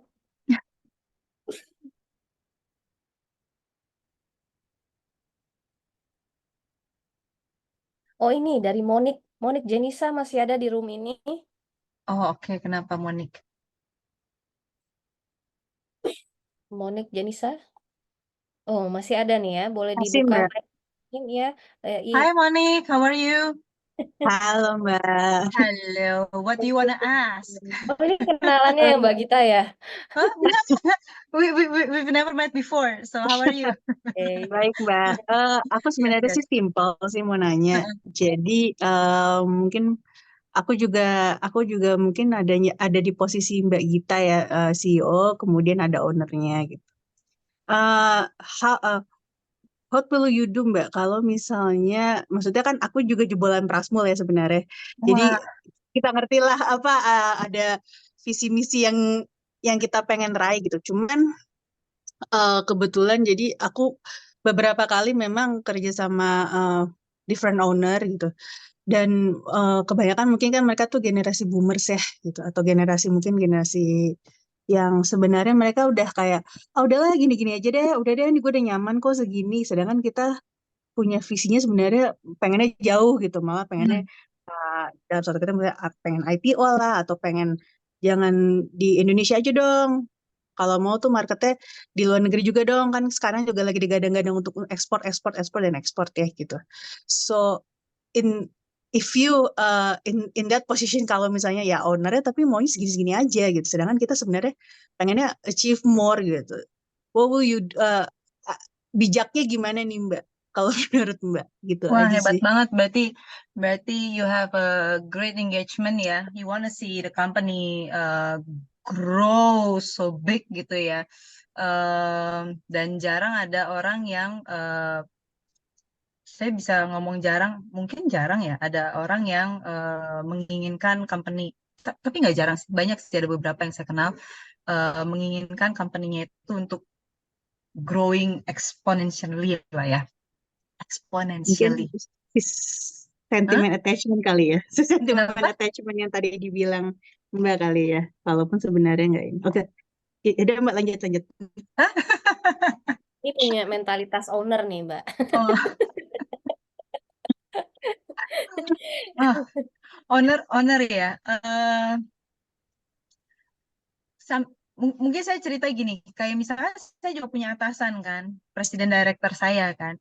At work itu saya respect sama dia gitu. Tapi apakah tidak pernah berantem? Oh, kita sering banget berantem, Mbak, gitu. Tapi maksudnya gini, ya dalam kapasitasnya kita menyampaikan apa pendapat kita, dan keputusan tetap kita serahkan kepada my president director gitu. Nah, tapi if you're talking about persistency, Mbak, kalaupun sekarang gagal, lu coba lagi dong minggu depan gitu ya. Tapi sekarang gagal, maksudnya kita juga harus usaha gitu loh, membukakan matanya owner dalam masalah ini gitu ya. Atau mungkin ada kekhawatiran dari owner yang harus kita pahamin juga gitu. Jadi kayak oke, satu nih sekarang, oh gue udah paham nih, dia takutnya begini-begini karena resikonya apa, laris dan lain-lain. Oke, mungkin bulan depannya aku akan maju lagi. Maju lagi untuk meyakinkan, bisa nggak sih kayak begitu Mbak, is it open that way gitu. Tapi maksudnya kalau misalkan memang ownernya akhirnya melihat ada kebutuhan atau ada keuntungan dengan dia sayapnya berkembang lebar, pasti dia akan agree kok. Cuman mungkin dianya belum melihat gitu, dan tugas kita untuk meyakinkan. As me meyakinkan my president director, ya mau sebulan, 2 bulan, 3 bulan, 4 bulan, setahun gitu, tetap aja tetap diulang dan diulang terus gitu Mbak. Intinya mah, Iya, if persistensi ya. you believe what you're doing right, and if you believe it brings good for your company, read again, never give up Mbak. Oh, iya benar juga sih. Lama-lama ini ya jualan kaos nih. Lama-lama gue jualan kaos, ganti deh Jualan dari kaos nih. penjual Itu kuah. bisa jadi bisnis development nih, ya. Merchandise nih dari Sabu Hachi. Nah, judulnya Oke, Never Give Up. thank you Mbak. Thank you, Mbak. Hopefully it Kasih. answer your question Iya, ya. dia persisten lah ya. Persisten lah. That's our job, right? Yes, thank you Mbak. Oke, Thank baiklah. you. Itu tadi yang terakhir Mbak Gita ya, untuk dari sesi pertanyaan itu sebenarnya tadi mungkin Oke. sesi curhat ya. Jadi kita ada mixan, sedikit mix ada sesi curhat dan sesi pertanyaan. Oke. Ya. Oke, nggak berasa nih ya, kita udah sampai di penghujung acara Entrepreneur Coaching hari ini. Thank Makasih you. banget nih Mbak Gita, hari ini udah bersedia jadi coach kita di acara Entrepreneur Ya, Coaching. semoga Udah bermanfaat. bisa ya, berbagi pengalamannya, udah banyak banget ya, kayaknya saya dalam waktu less than 2 hours ini very insightful ya, bahas tentang bisnis F&B. Untuk closingnya sendiri mungkin Mbak Gita ada pesan-pesan nggak nih buat teman-teman di sini yang mungkin lagi mau mengembangkan bisnisnya? Pesennya apa ya? Kalau mau meeting di Sabu Hachi. Ya kalau mau meeting di Sabu Hachi, kalau mau buka puasa di Sabu Hachi, tolong pesan sebelum 1 bulan sebelumnya. No lah, kita sebagai pengusaha ya, pengusaha F&B, kita tahu betapa beratnya menjalankan F&B ya. Seperti apa persaingannya, seperti apa kuatnya, apa namanya, FDI lah ya, Foreign Direct Investment ya, uang-uang dari Jepang, dari Jakarta, dan kita sebagai pengusaha lokal juga harus bersaing dengan mereka. Tapi kuncinya adalah kalau kita mau terus-menerus belajar dan juga memberikan ilmu kita ke tim kita, ya, terus-menerus mau berinovasi, insya Allah bisnis kita semua ini akan langgeng, ya. Intinya adalah kita sebagai pengusaha lokal, ya, pengusaha karya anak bangsa ini harus bisa dan yakin bahwa F&B di Indonesia akan menjadi besar suatu saat nanti karena kita yang berkumpul di sini akan membawa visi dan misi memperkenalkan makanan Indonesia to global world gitu. Ya, gitu deh mungkin. Kok nggak nyambung ya gue ngasihnya? Nggak apa-apa. Itu visioner, Apa visioner ya? ya. Visioner, tiba-tiba mendadak Pesan-pesannya kok jadi pengen bawa masakan Indonesia ke luar negeri. Kan maksudnya kalau di luar negeri soalnya gitu Mbak Nia. Kalau kita ke luar negeri yang maju apa? Masakan Thailand kan? Masakan ya Jepang. ya. Masakan Indonesia Ini belum sih bekan. biasa Terus Chinese food tiba-tiba sih. tadi gue kepikiran kenapa sih masakan Indonesia nggak bisa menang di internasional ini gitu. Oh, padahal banyak sih sebenarnya yang famous tuh kayak Padang tuh kayaknya most Hmm, wanted sih ya. iya, right. That's a big question. Mungkin kita yang ada di sini nanti suatu saat bisa jadi pengusaha yang global ya. Amin. Amin, amin. Oke, thank you banget nih ya Mbak Gita untuk pesan-pesannya. Nah, sebelum saya tutup, saya mengingatkan kembali nih, mohon bantuan rekan-rekan alumni untuk membantu kita mengisi survei ya dalam bentuk Google Form. Linknya sudah ada di kolom chat, nanti juga akan di-share via WAG. Nah, selesai acara ini sebagai input untuk laporan kegiatan alumni network. Bagi yang belum mengisi daftar hadir, boleh tolong bantuannya untuk mengisi juga ya sebagai bukti bahwa memang Anda hadir di acara ini. Saya juga mengingatkan jangan lupa bagi yang belum follow sosial media kami bisa di-follow, ada IG kami di @alumnipraspul, kemudian ada Facebook, YouTube, dan Spotify kami di Ika Prama Prasetya Mulia. Saya ucapkan terima kasih atas kehadiran dan kerjasama yang baik dari Bapak Ibu semua. Semoga hari ini kita mendapat insight yang banyak, mendapatkan pengetahuan yang banyak dari coach kita dan dari sharing pengalamannya. Terima kasih untuk pertanyaan dan partisipasinya. Sampai ketemu lagi di acara Entrepreneur Coaching berikutnya. See you. Iya. Terima kasih Bang Gita. Thank you, thank you. Thank you. Terima kasih Have a nice semuanya. weekend, everybody. Have a nice Cindy, weekend. terima kasih Mbak Gita, terima kasih Mbak Nia, Cindy. Matur Selamat menjalankan ibadah suwun. puasa bagi yang berpuasa. Terima kasih, Mbak Gita Ken. puasa, Mbak? Bye-bye.